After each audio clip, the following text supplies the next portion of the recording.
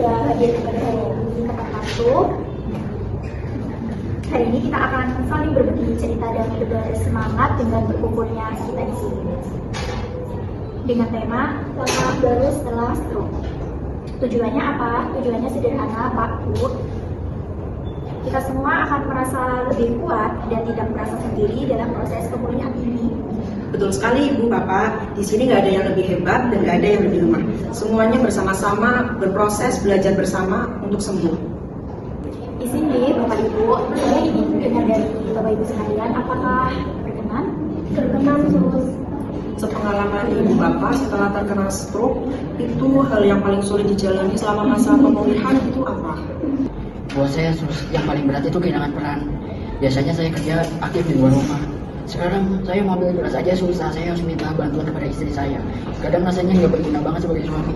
Terima kasih Pak Tori sudah jujur. Justru sekarang ini Bapak sedang berjuang menghadapi semua. Ini juga termasuk kesabaran buat Bapak sendiri dan keluarga loh. Ini juga bentuk kekuatan. Ya, saya juga merasakan kurang maksimal dalam mencukupi kebutuhan keluarga setelah mengalami kejadian seperti ini. Betul Pak, kadang yang dibutuhkan oleh keluarga itu bukan tenaga, tetapi kehadiran dan semangat dari orang yang dicintai. Kalau dari ibu-ibu gimana? Apa yang paling terasa beda? Saya jadi lelah, Sus. Kadang buat berdiri sebentar aja saya merasa capek. Dulu saya aktif banget, tapi sekarang semuanya terasa pelan. Pelan bukan berarti berhenti Bu, itu tandanya tubuh sedang berusaha untuk menyesuaikan. Kalau saya, Sus, masih suka takut kambuh. Setiap kepala pusing sedikit, saya langsung panik. Itu wajar Bu Sheila. Ketakutan itu akan berkurang jika Bu Sheila rutin kontrol dan latihan. Iya Bu, kami di sini siap untuk membantu. Saya dulu juga gitu Bu Cila. Tapi lama-lama saya belajar percaya sama tubuh sendiri. Saya tulis di kertas, tiap kali bisa melakukan hal kecil.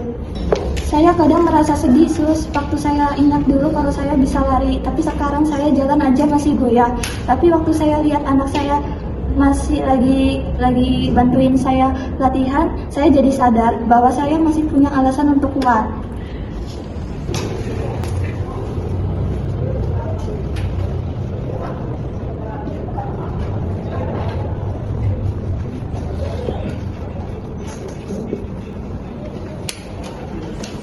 Sekarang saya mau tanya satu hal lagi. Minggu ini, apa hal kecil yang Bapak Ibu lakukan dan Bapak Ibu itu merasa lebih? Saya bisa angkat tangan kiri saya sedikit lebih tinggi dari minggu lalu. Saya sudah bisa ke kamar mandi dengan bantuan kruk.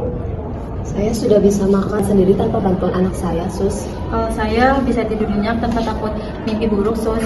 Saya bisa berjalan ke halaman rumah. Kalau masih dengan bantuan, alhamdulillah ada progres. Saya bisa ketawa, Sus. Luar biasa semuanya. Bapak Ibu sadar nggak kalau hal-hal kecil kayak gini itu sebenarnya tanda kalau tubuh Bapak Ibu itu terus berjuang. Betul, nggak apa-apa, jalannya pelan. Yang penting Bapak Ibu sekalian masih terus berjuang. Hari ini kita sudah dengar cerita yang luar biasa. Kalian semua adalah bukti kalau stroke itu bukan akhir dari segalanya. Justru ini adalah awal dari perjalanan untuk jadi versi diri yang lebih kuat dan sabar. Dan Bapak Ibu semuanya harus ingat kalau Bapak dan Ibu ini nggak sendiri. Di ruangan ini semuanya sama. Ada orang yang paham rasa lelah, takut, sakit, dan semangat yang sama. Sebelum kita tutup sesi ini, Bapak Ibu ikutin ucapan yang saya contohkan. Aku kuat, aku berproses, aku tidak sendiri. Aku kuat, aku berproses, aku tidak sendiri. Terima kasih Bapak Ibu semuanya sudah hadir hari ini untuk mengungkapkan rasa satu sama lain dengan semangat.